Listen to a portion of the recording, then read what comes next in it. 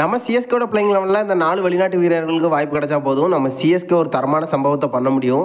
அந்த 4 வெளிநாட்டு வீரர்கள் யாருக்கெல்லாம் நம்ம சிஎஸ்கே வந்து வாய்ப்பை கொடுக்கணும், இதை பற்றின ஒரு ஃபுல் டீட்டெயிலை பற்றியும் நம்ம சிஎஸ்கே அணியிலிருந்து 3 முக்கியமான வீரர்களை இந்திய அணி சார்பாக வந்து இப்போ ஒப்பந்தம் பண்ணியிருக்காங்க. யாரெல்லாம் வந்து ஒப்பந்தம் பண்ணியிருக்காங்க, யாரெல்லாம் எந்த ஸ்டேஜில் இருக்காங்க, யாருக்கெல்லாம் எவ்வளோ தொகை வந்து வழங்கப்பட்டிருக்கு அப்படிங்கிறதையும் இந்த வீடியோவில் பார்த்துடலாம்.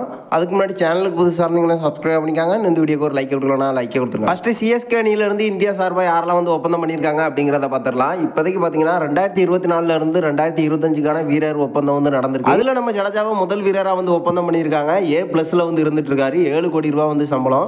அதுக்கப்புறமா நம்ம டூபே, ருத்ராஜ் இவங்க 2 பேரையும் வந்து ஒப்பந்தம் பண்ணியிருக்காங்க. கடைசி ஸ்டேஜில் வந்து இருந்துட்டு இருக்காங்க C-ல. ஸோ இவங்களுக்கான சேலரி எவ்வளோ அப்படின்னு கேட்டிங்கன்னா 1 கோடி ரூபாய்க்கு வந்து ஒப்பந்தம் பண்ணியிருக்காங்க. இப்போதைக்கு நம்ம சிஎஸ்கே சார்பாக நம்ம ருத்ராஜ், ஜடேஜா அது மட்டும் இல்லாமல் டூபே அப்படின்னு இந்த 3 வீரர்களை இப்போதைக்கு இந்தியா சார்பாக வந்து ஒப்பந்தம் பண்ணியிருக்காங்க. சட்டுவை பொறுத்த வரைக்கும் ஆடு லெவலில் வந்து தொடர்ந்து வாய்ப்பு கிடைச்சிட்டு இருக்கு. மறுபக்கம் நம்ம டூபே, ருத்ராஜ் இவங்களுக்கான வாய்ப்பு வந்து கிடைக்கல. ஸோ வெயிட் பண்ணி பார்க்கலாம் 2025 அவங்களுக்கான வாய்ப்பு வந்து கிடைக்குதா இல்லையா அப்படிங்கிறத. அடுத்து நம்ம சிஎஸ்கேவோட வெளிநாட்டு வீரர்களை பார்த்துலாம். இப்போதைக்கு ஆடு லெவலை பொறுத்த வரைக்கும் பார்த்தீங்கன்னா நம்ம பத்திர்னா, நூர் அகமது, அது மட்டும் இல்லாமல் ரச்சன் ரவந்திரா, நம்ம ஜெமி ஓட்டன் அப்படின்னு இவங்களுக்கான வாய்ப்பை வந்து கொடுத்துருந்தாங்க. இது வந்து ஒரு மிகப்பெரிய பட்டாளம் அப்படிங்கிறதுல எந்த ஒரு மாற்றம் இல்லை. இப்போதைக்கு பார்த்தீங்கன்னா நம்ம கான்வே, அது மட்டும் இல்லாமல் ரச்சன் ரவந்திரா இவங்க 2 பேரும் தான் வந்து ஓப்பனிங்கில் எடுத்துகிட்டு வந்திருந்தாங்க.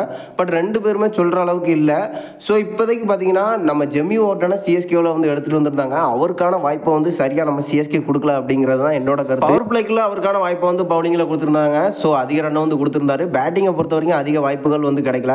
ஸோ அவரை கொஞ்சம் முன்னாடி எடுத்துகிட்டு வந்துருந்தா இன்னும் அவரோட பர்ஃபார்மன்ஸ் வந்து பெஸ்ட்டாக இருந்திருக்கும் நம்ம சிஎஸ்கேக்கு.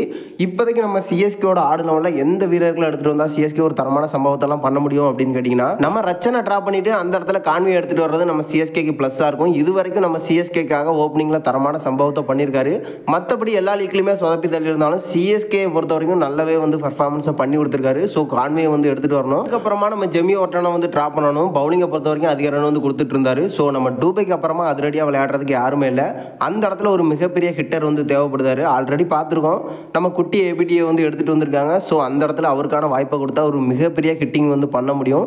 நிறைய மான்ஸ்டர் 6 எல்லாம் அவரால் வந்து அடிச்சு கொடுக்க முடியும். அதுக்கப்புறமா நம்ம பத்திர்னாவை பொறுத்த வரைக்கும் சிஎஸ்கேவோட பிளேயிங் லெவலில் கன்ஃபார்மாக இருப்பார். நல்லாவும் வந்து பர்ஃபார்மன்ஸை பண்ணி கொடுத்துட்டு இருக்காரு. பவுலிங்கில் அவரால் என்ன பண்ண முடியுமோ பண்ணிட்டு இருக்காரு. மறுபக்கம் நம்ம நூர் அகமது இவரும் கன்ஃபார்மாக பிளேயிங் லெவலில் வேணும். ஸோ இப்போதைக்கு பார்த்தீங்கன்னா இந்த 4 வெளிநாட்டு வீரர்கள் நம்ம சிஎஸ்கேவோட பிளேயிங் லெவலில் இருந்தால் போதும் சிஎஸ்கே ஒரு தரமான சம்பவத்தை பண்ண முடியும். பிளேயிங் லெவலை பொறுத்த வரைக்கும் நிறைய வெளிநாட்டு வீரர்களை வந்து சேஞ்ச் பண்ணியிருந்தாங்க. ஸோ எனக்கு தெரிஞ்சு இந்த 4 வீரர்களை எடுத்துகிட்டு வந்தால் நம்ம சிஎஸ்கே ஒரு மாஸ் சம்பவத்தை வந்து பண்ண முடியும். ஒரு மிகப்பெரிய கம்பேக்கை கொடுக்க முடியும் அப்படிங்கிறது என்னோட கருத்து. ஒருவேளை பதிலானா சரியில்லை அப்படின்னா அந்த இடத்துல நம்ம நேத்தன் எலிஸை எடுத்துகிட்டு வர்றது வந்து கரெக்டாக இருக்கும். ஸோ இப்போதைக்கு சிஎஸ்கேவோட பிளேயிங் லெவலில் இவங்களுக்கு வாய்ப்பு கிடைச்சா ஒரு தரமான சம்பவத்தை பண்ண முடியும். நீங்கள் என்ன நினைக்கிறீங்க? நம்ம சிஎஸ்கேவோட பிளேயிங் லெவலில் எந்த வெளிநாட்டு வீரர்களுக்கெல்லாம் வந்து வாய்ப்பு கொடுக்கணும், யாருக்கெல்லாம் வாய்ப்பு கிடைச்சா ஒரு தரமான சம்பவத்தை பண்ண முடியும் அப்படிங்கிறத மறக்காமல் நம்மளோட கமெண்ட் பாக்ஸில் தெரிவிச்சிருங்க.